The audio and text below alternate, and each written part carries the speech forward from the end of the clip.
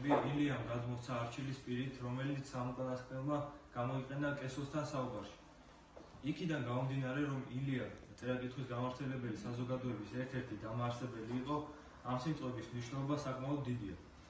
რა თქმა უნდა, ერის განვითარება ძნელ წარმოსადგენელი არის ერის წიგნიერების გარეშე და ეს ძალიან დიდ როლს ასრულებს. ასევე იყო საქართველოშიც, რომელიც მალე დამოუკიდებელი უნდა გამხდარიყო. მაგრამ ისიც არ უნდა დავივიწყოთ, რომ ყველაფრის წიგნებიდან სწავლა ამ ცხოვრებაში არ შეიძლება.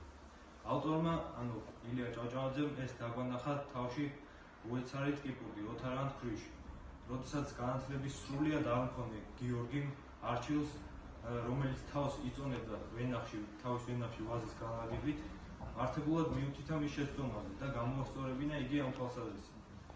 მე მიმაჩნია, რომ ისევე როგორც წიგნიერება, არანაკლებ მნიშვნელოვანია ცხოვრებისეული გამოცდილება, რადგან წიგნებიდან მიღებული ცოდნის გარეშე ადამიანები ხშირად გამხდარან სხვისი იდეის, იდეოლოგიის, აზრის ბრმა მიმდევრები. ასეთი შემთხვევები მრავლად ახსოვს ისტორიას. ამავე დროს ბევრი წიგნიერი ადამიანი ცხოვრებისეული გამოცდილების არ ქონის გამო ცხოვრებაში და ვერ დამკვიდრებია.